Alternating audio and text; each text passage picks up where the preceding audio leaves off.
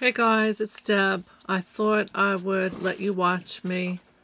I'm going to be making some textured paper with this molding paste. So what I'm going to do is just take some of this out and put a little over here.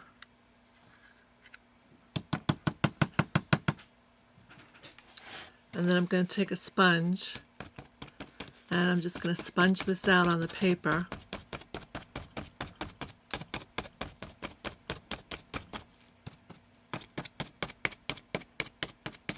And you just work all over the paper.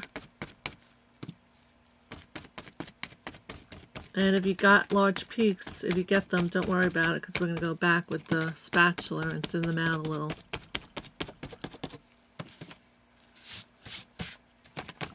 I want different types of papers to go inside of my bolted book that I'm making.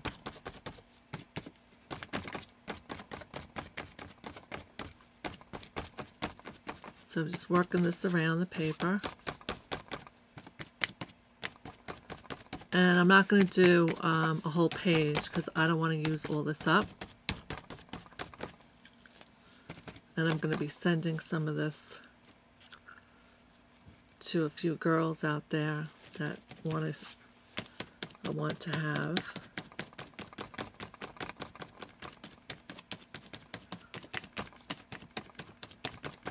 Okay.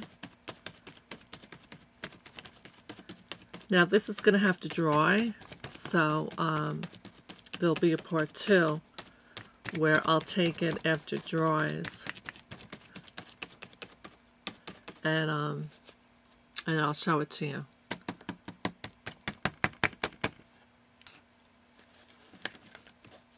Let's get this all around.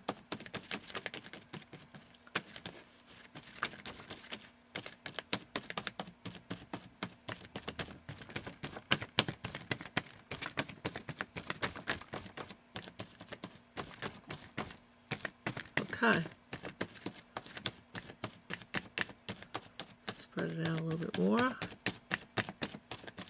And I'll probably leave some with like high peaks in it, but you don't have to if you don't want to. It's all, you know, your own taste, what you like. Might as well just spread this out too.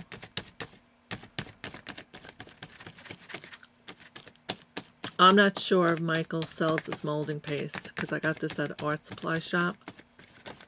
Okay. So now I'm going to put this aside and let it dry. But I'm going to let you watch me make another type of paper. Okay, now you're probably going to think I'm crazy, but I am going to make my own paper. I went on the internet to try to find different types of paper, and I found this from Deco Art. It's called Perfect Paper. So I'm going to be making some different paper for my altered book. So what we're going to do here is we're going to take some of this out. It's really cool. And you're just going to spread it out. And this is white. They have like a lot of different colors. Go on the internet and Google Perfect Paper. I ran across this by mistake, but of course I had to have it. It's very cheap. But this container doesn't go very far, so you might want to get 2 containers because it's cheap, but it doesn't go very far. Okay? So then you're just going to spread it out. Spread it out until you get a nice thin layer.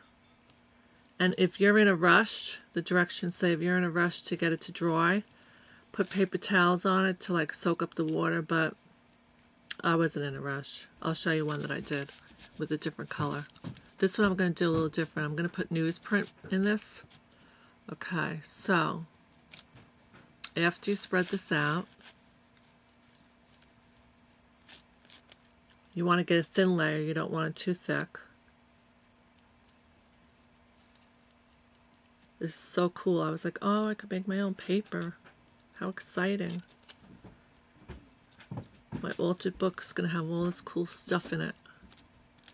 All right, now.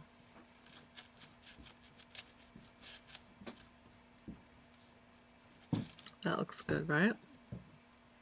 So what I'm going to do now is, and if you like move it off the wax paper, because that's what I put down, wax paper, just fill it in and it will dry. Now you can add sparkles to this. You can add all sorts of goodies to this. Really create the paper so it's your own design. What I'm going to do is I'm going to take some newspaper and cut up some words. And I mean, you could find only words that you want. I'm just cutting up anything. It doesn't matter to me. And I'm going to be sticking it in the paper. So it adds, maybe I'll just do strips like this and just put them all over. And they sell stuff that you can put in this, like little pieces of like confetti and stuff, but you can make your own. You don't have to buy everything.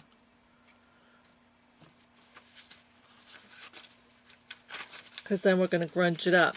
In part 2, I'll show you the other paper that we just made. We're going to grunge that up too, but we're not going to, I'll wait until that dries and we'll have a part 2. So then what you want to do is, maybe I'll leave the colored ones that flipped over, and these other ones I'm just going to move, stick them in. Okay, this I'm going to stick in. This one, wherever they land. This one there. This one. So there's so many possibilities to this. You could really customize it to be any way you want to be. And then what I'm going to do is I'm just going to go back over and fill in the holes. You know, if I cover up part of the paper, I cover it up. If half of it's sticking out, that's fine. Cover up some of them. This one's like bunched up in there. That looks good. This is bunched up. That looks cool. So if we run out of time, I might add a little bit more. And then you'll see it in part 2.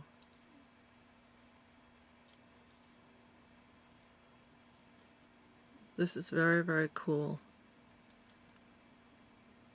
You could probably put objects in here and like mold it and have it dry. Like let me try this. I could probably go like this and take this out. Look, and make a hole. There we go. My paper will have a hole in it. That's pretty cool too, right? You could get really, really carried away with this. In fact, if I have time, yeah, I got a little time left. You know what I'm going to do?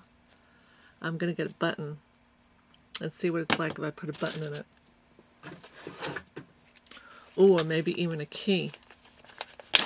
This is really, really cool stuff. It's called Paper Perfect by Deco Art. And let's see.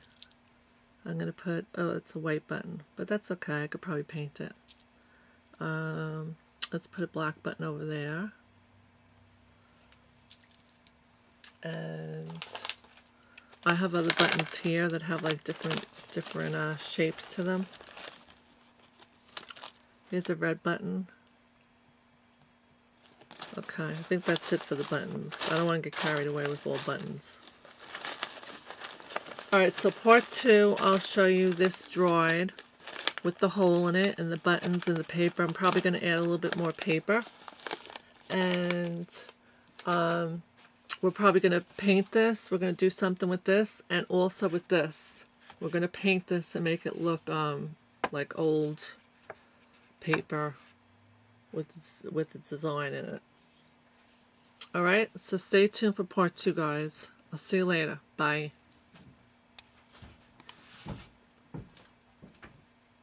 Oops. Bye.